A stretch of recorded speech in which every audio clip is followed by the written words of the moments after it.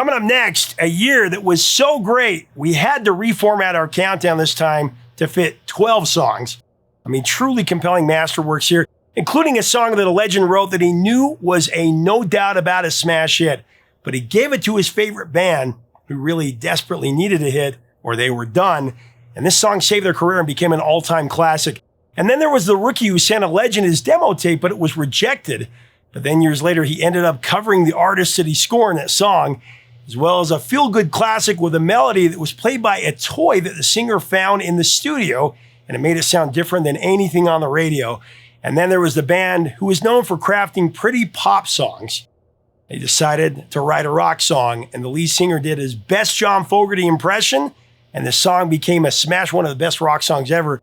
But then he got sued by the man he mimicked, and he had to pay him half the royalties. It's our countdown of the top 12 songs, our last one of the 70s. See if you can guess the year. Coming up next on Professor of Rock, brought to you by Acorns Early.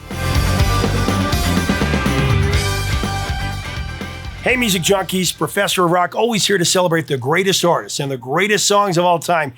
You know, if you got pissed off when the doggone Duck Hunt laughed at you, on the Nintendo when you missed, you're going to dig this channel of deep musical nostalgia. Make sure to subscribe below right now. Click the white button and the bell so you know when our stuff comes out. We got some great interviews coming out. I hated that freaking dog.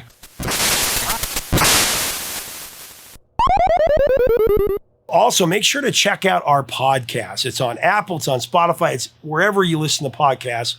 We've got all of our episodes up there, all of our interviews, and some special stuff you won't find anywhere else. I also apologize, my voice is a little off. I went to a concert where I yelled at the top of my lungs and allergies, and that combined has left me a little under the weather, so I apologize. Well, let's jump into the time machine and head back to the 70s one more time for our last countdown of the 70s. See if you can guess the year. It was a year that peace appeared to be possible in Vietnam. At least it was a big campaign promise in Richard Nixon's run for re-election. He won in a landslide over McGovern. The Olympics were marred by the massacre in Munich. And in fashion, women wore maxi dresses, mini skirts, and knee-high socks, while men wore bell-bottoms, platform shoes, and turtleneck sweaters. In pop culture, The Godfather, one of the all-time greatest movies, ruled the theaters.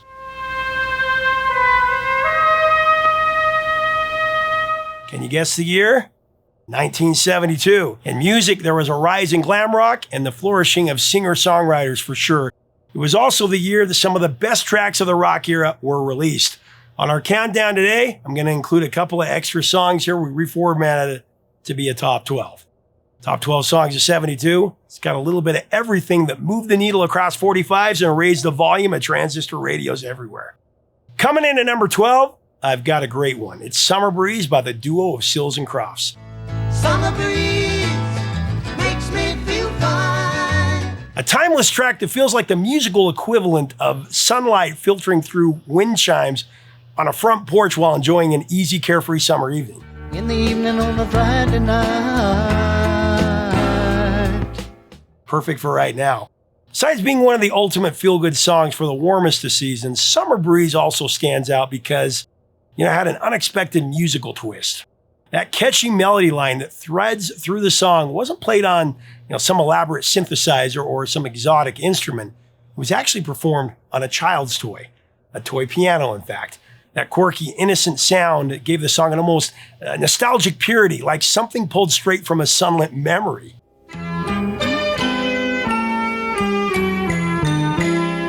Now, it wasn't planned. The toy piano was actually an impromptu choice, and mostly happened because, they found it in the studio, Seals Crofts. Apparently, they couldn't get a hold of anybody to give them permission to use the instrument, but it was already in tune. It was ready to go. So they incorporated it into the song, and it gave it a very, very unique sound, different from anything on radio, with harmonies that still make the heart swell. Every time you hear the opening, you know the song. Little light is shining through the window, lets me know everything's alright. One of the most nostalgic ever, like I said, Summer Breeze was the breakthrough hit for Jim Seals and Dash Crofts. It settled at number 6 in Canada, and it went to number 6 here on the Billboard Hot 100. Summer breeze makes me feel fine. The Temptations are next up with a classic single that clocked in at nearly 7 minutes, and that was the edited version. At number 11, I got Papa Was a Rolling Stone. Papa was a rolling stone. The song was actually 12 minutes long, with the first 4 minutes recorded as an extended instrumental section that had the legendary group furious that their vocals were being increasingly pushed to the background by an off-the-wall producer who co-wrote the song, Norman Whitfield. It actually got so bad, Norman had lead singer Dennis Edwards record dozens of takes to the point of exhaustion.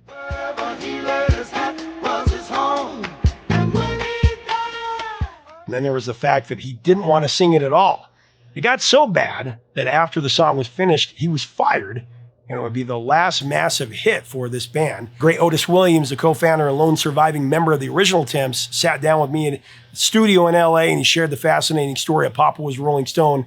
Here's what he told me about it. We had a verbal confrontation. All 5 of us, 6 of us really. We were saying, we don't want to sing this, man. We're tired of it. And Norman said, I promise you, this will be a hit when I finish it. So I said, all right, Temps, let's go on. We're under contract, let's go on and do what we had to do. And when Norman released it and he had the horns and the string arrangements, and he laid a lot of great, elements to it. Dun, dun, dun, dun. So it was great music to listen to, and almost didn't get made. Yeah, Norman was always kind of picayune about whatever song that he would write, and especially if it was something that he really believed in, and he said, no, I want it with this kind of id, and so there again, when Dennis started singing the leads, you could hear a little, I don't want to sing this shit, but I want to hear it. Tell me the truth. Mama just hung her head and said, son. So written by Norman Whitfield and Bear Strong, it became the Temps' 4th #1 single on the Billboard Hot 100.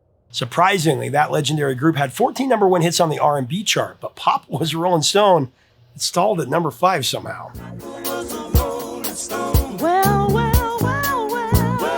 Placing in at number 10 as we get into the top 10 here in our top 12 of 72 countdown. It's one of the first power ballads with one of the most incredible vocal performances of the rock era. Talking about Without You by Harry Nilsson. If living is without you.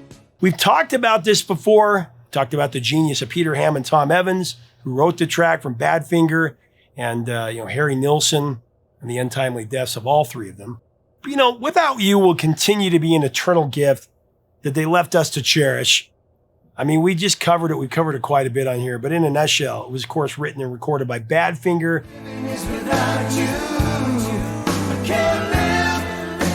Then it was discovered as a deep track by Harry Nilsson. He loved it. He wanted to record it. But after trying it in many different iterations, fighting with his legendary producer about the right way to approach the song, Harry Nilsson began to hate the song. And then he did everything he could to sabotage it. It went to #1 anyway because it was so great. But then the song became something of a curse. The co-writers of the song from Badfinger were decimated by career money struggles, and in the end actually ended up taking their own lives. I should do a full-fledged piece on Badfinger. And then Harry Nilsson ruptured his vocal cords and never sang the same way ever again.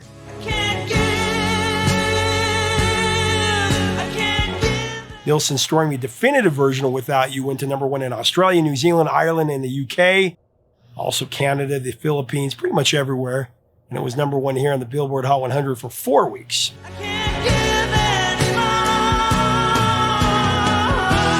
I want to mention our sponsor. I have this friend who used to give her kids a fake credit card, the real credit limit and everything, just to teach them financial responsibility. And I remember thinking, what a great idea. And then I discovered Acorns Early, and wow, it takes that whole concept to the next level. It's a smart app and a debit card made just for kids ages 6 to 18. And it helps them learn how money works in real life. Saving, spending, earning, and it helps parents manage it all, from tracking purchases to setting up chores and allowances. As a parent of 2 young kids, I'm all in on this. I only wish something like this existed when I was growing up. I also found out that on the Acorns Early app, you can even open an investment account for your child and learn about building wealth together.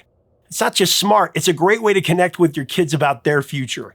Head to acornsearly.com/POR or download the Acorns Early app to help your kids grow their money skills today. Again, that's acornsearly.com/POR. Acorns Early Card is issued by Community Federal Savings Bank, member FDIC, pursuant to license by MasterCard International. T&Cs apply. Monthly subscription fee starting from $5 per month unless canceled. Our countdown of the 12 of 72 continues with one of the most emotionally stirring and orchestral tracks of the rock era. It's the Moody Blues with Nights in White Satin at #9. Nights in white satin. In '66, during his last year as a teenager, Justin Hayward answered in the classified section of Melody Maker magazine, an ad that was placed by the great Eric Burdon of the British band The Animals. Justin actually sent Burdon a letter expressing his interest to be a part of a band. And he included a reel-to-reel demo of him singing some songs. Burdon was not interested in working with Justin. He rejected it, but he did pass the letter and the demo tape to his friend Mike Pinder, the keyboardist and co-founder of the Moody Blues. It didn't take long for his new bandmates to recognize that Justin Hayward would help change the fortunes of the Moody Blues for sure. Just what the truth is. Many twists and turns on how they finally made it, but the song that put them in our hearts forever, of course, would be Nights in White Satin.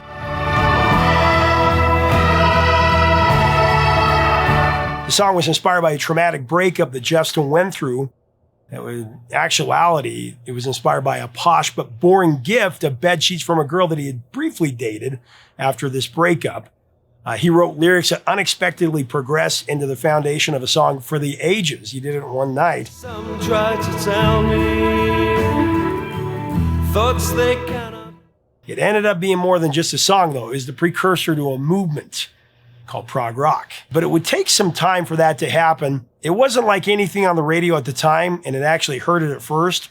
Tracked in at over 7 minutes, featuring full orchestration by the London Festival Orchestra, a spoken word poem called Late Lament, and of course Justin Hayward's aching vocal. It's practically a rock symphony.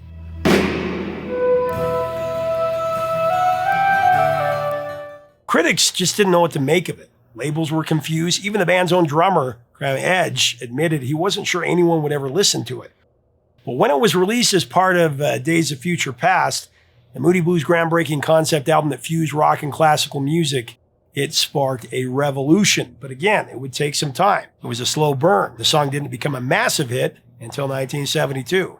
5 years after it was originally recorded, and that was only because a DJ wanted to take a long smoke break, so he played it and it blew up. Nights in white satin. Request lines lit up. It was re-released, it soared into the US top 10. It peaked at number 2 while reaching the pinnacle of the singles chart in Canada. And then ironically, the original artist who heard his song demo, Eric Burdon, who passed on it and passed on working with him in the songs, he actually covered it. He covered Nights in White Satin. In white satin. Crazy how a smoke break and a boring gift of bedsheets spawned prog rock in a way.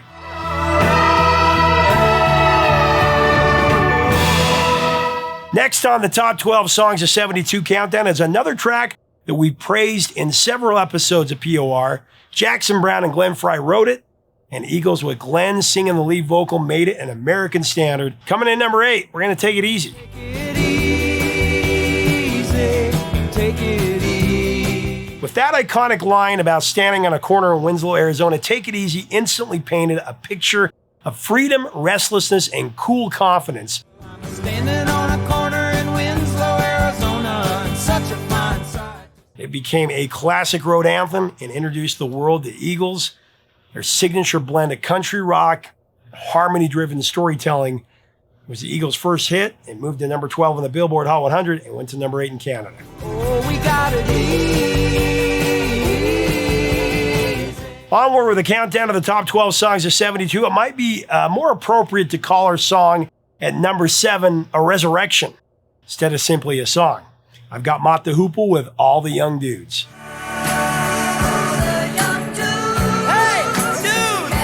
Now, by the early 70s, Mott the Hoople was on the brink of calling it quits altogether.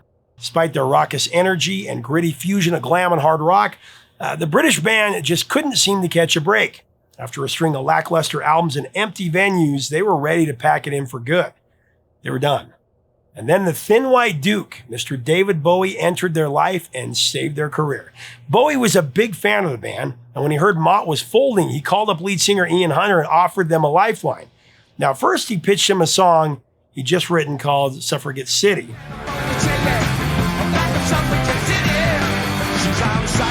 But the band turned it down. It did not fit their style. They didn't feel like it would be good. So David Bowie went back to the drawing board. Actually, a few days later, he rang them again and said, I got something else for you. It's a song he knew would be a smash hit. But instead of saving it for himself, he gave it to them to save their career. So over the phone, he played the guys All the Young Dudes. And you know what? Even through the meager acoustics of a phone receiver, especially back then, the band knew that Bowie had given them something truly extraordinary. But we can love. Oh yes, we can love. With this unforgettable chorus, it's shout-outs to Beatles and T-Rex and a spoken word bridge that dripped with swagger. I wanted to do this for years. All the Young Dudes turned Mott from a nearly forgotten group into glam rock legends. The track David Bowie gave away to save another band became one of his greatest compositions, one that he never released himself for years because he had already found its rightful owner with Mott the Hoople. All the Young Dudes climbed to number 13 in New Zealand, number 4 in Ireland, number 3 in the UK, and it was Mott the Hoople's only entry into the top 40 on the Billboard Hot 100, cresting at number 37.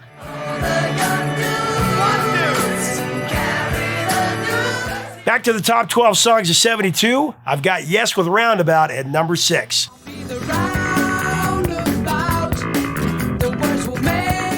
In 1971, the British prog rock band Yes was on a creative roll. They just welcomed virtuoso keyboardist Rick Wakeman into the fold, joining John Anderson, Chris Squire, Steve Howe, and Bill Bruford to form what many consider as the classic Yes lineup.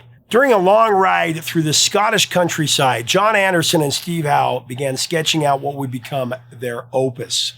One of the greatest prog rock tracks ever, the winding roads, lakes, and endless roundabouts they encountered inspired the song's lyrics and name.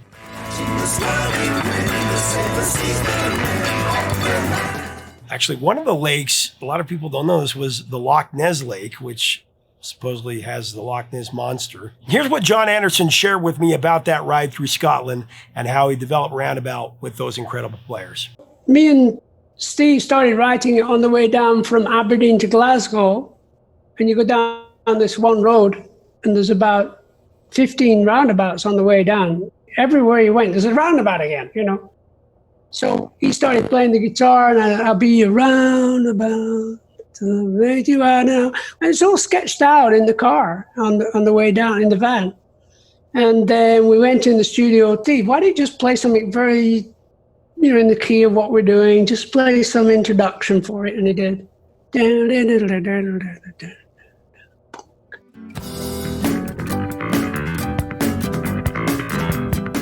The song was 8 minutes long, but as John Anderson would tell me, the label took scissors to it. They actually edited it down to 3.5 minutes, and they never even told the band they did this. The band only found out when they heard it on the radio. It made them stars, and then, of course, 50 plus years later, it's become a popular meme.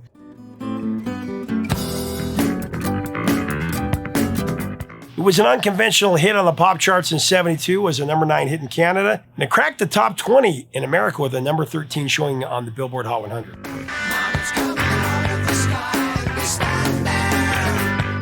Halfway through the countdown, we've got a true soft rock classic at number 5, talking about Everything I Own by Bread.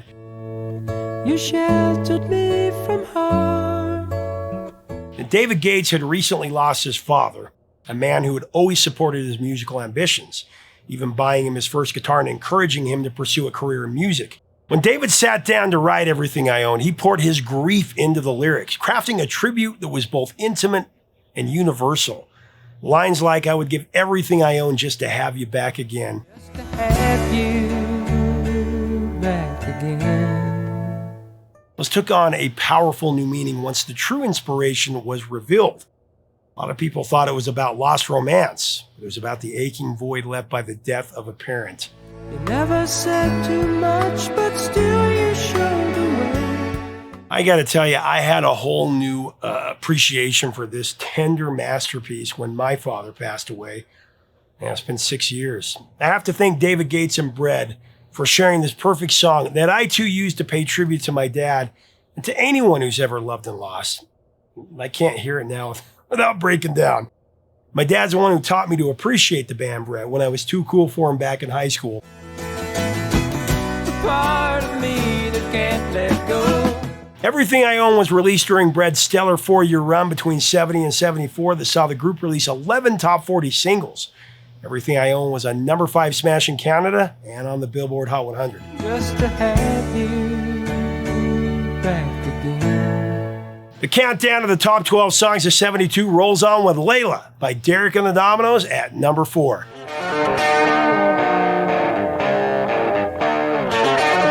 Oh man, Layla is such an epic creation. We've given it a standing ovation whenever we've had the opportunity on here. It's been the centerpiece of multiple episodes here on POR. It's one of those songs that took a while to get its due, though. But when it did, the legend of Eric Clapton's dramatic piece with the help of Dwayne Allman, and of course the band members of Derek and the Dominoes, it just became larger than life.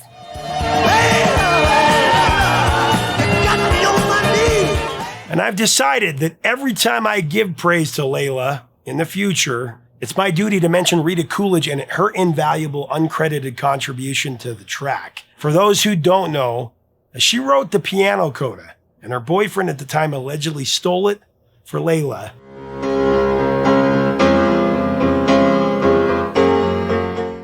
And then she made the record label aware of it, and this is what they told her. He said, "You're a girl. You don't have the money to fight this.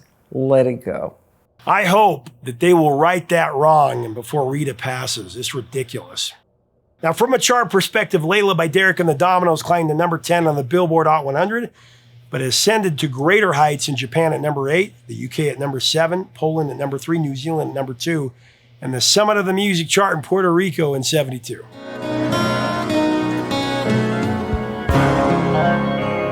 Rambling on with the top 12 songs of 72 countdown, we come to that ferocious track, the one that kicked off Led Zeppelin's Exalted 4. Ranking at number 3, I've got Zeppelin's Black Dog. Make you sweat, gonna make you groove. Now, John Paul Jones came up with the complex, twisting riff that played with time signatures and, left us as listeners guessing where the beat would land. Make you stay. Robert Plant layered on a raw, bluesy vocal inspired by old Delta bluesmen, singing about temptation and obsession with a woman who's got him wrapped around her finger. Baby, when you walk that way, watch honey drip, can't keep away. Jimmy Page's guitar snarled and wailed with gritty authority. Of course, John Bonham's thunderous drumming gave the whole thing a relentless groove that magically tied the whole thing together.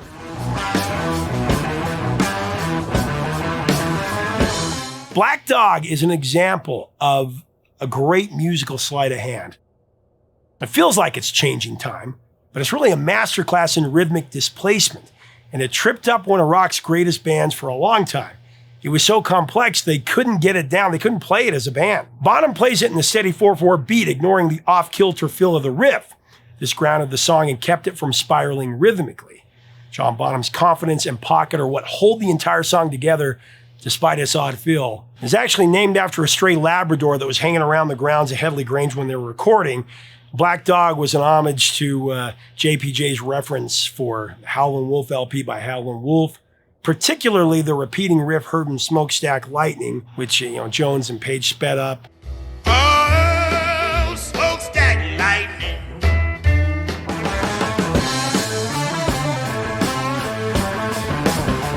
And his love of classic jazz rhythms, also James Brown.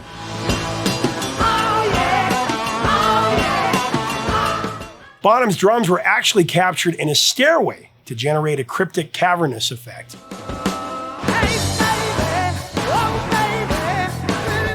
Zeppelin didn't really release singles in the UK, as you know. Black Dog was ultimately one of the greatest rock tracks ever recorded, but it did cross over outside of England. It went to number 10 in New Zealand, number 9 in Australia, number 11 in Canada, number 15 here on the Billboard Hot 100, 6 in Switzerland, and number 5 in Denmark.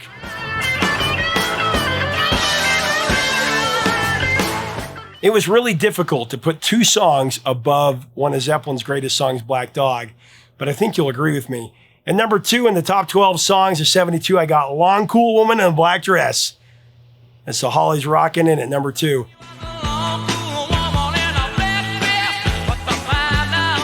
In 72, the Hollies were best known for their crisp harmonies and polished pop hits, but they took a wild detour with a gritty bluesy rocker that nobody saw coming. Long Cool Woman in a Black Dress was a sharp left turn from their British invasion roots, and it ended up becoming the biggest hit of their career in America. I've said it before, I'll say it again. Long Cool Woman in a Black Dress is such a badass song. Every time I hear it, I play it 10 times in a row. If you measured any song by cool factor, this would be an 11. I love the way you feel when you hear it. It makes you feel 25 feet tall and invincible.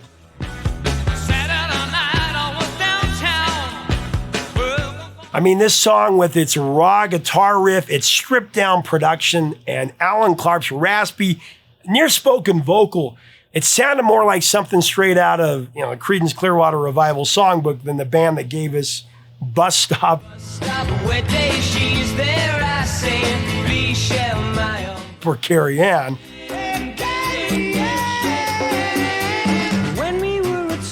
No offense. Even though the band was trying for an Elvis vibe, they actually got sued by John Fogerty for sounding too much like his swamp rock sound, particularly Green River.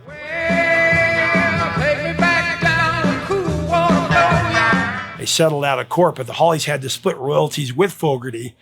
It didn't help that singer Alan Clark admitted he was channeling his inner John Fogerty, when he laid down his vocal. Truth be told, though, and I love CCR, but Long Cool Woman is a better song in every way than the song it supposedly ripped off. Just my 2 cents.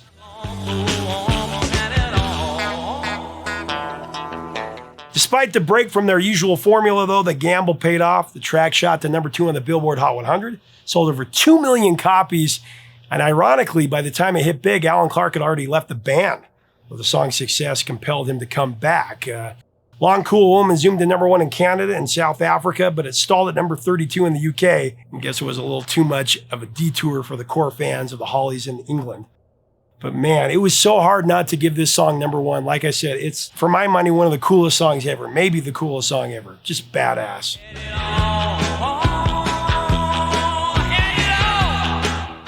But Led Zeppelin and the Hollies, no matter how great it was, they ran into a freight train that was Don McLean. At number 1, I've got to go with the haunting folk rock epic that became one of the most dissected songs in music history, Don McLean's American Pie.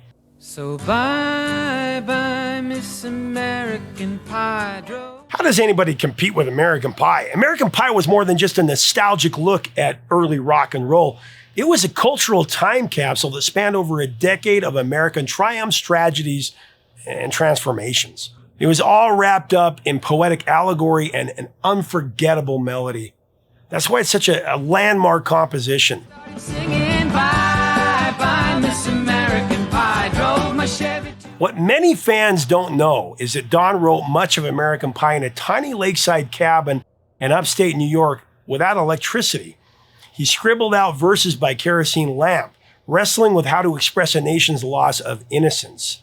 I mean, the song was so lengthy that when it was pressed to vinyl, the original single had to be split between both sides.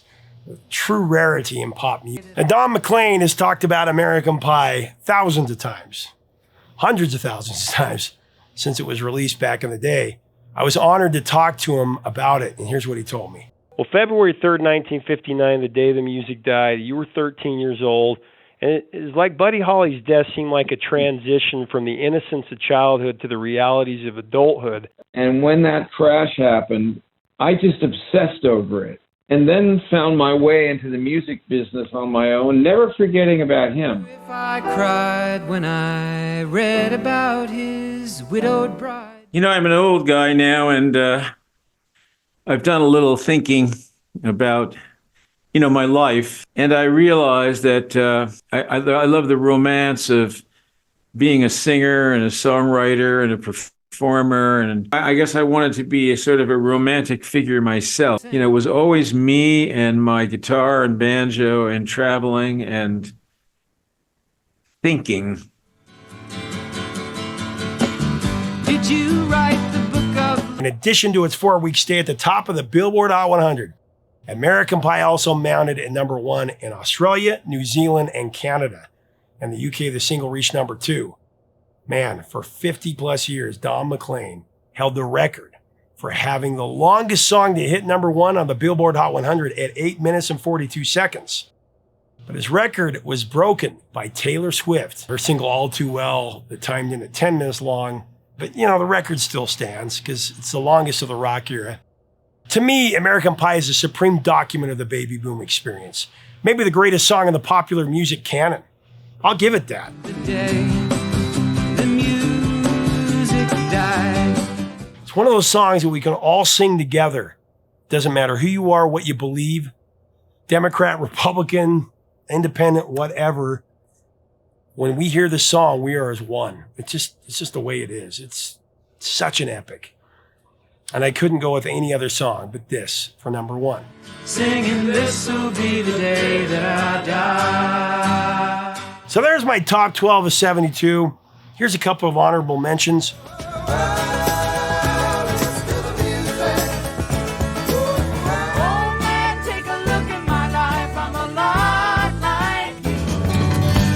Highway in the sun. So what are your memories of these songs? What is your top 10 of 1972? One of the best years for singles in pop music history. I mean, that top three could go up against any year. You know, you got the Hollies, you got Led Zeppelin, and of course you got Don McLean. Let's have a great discussion below. It's our last countdown of the 70s. Would you like to see our albums countdown?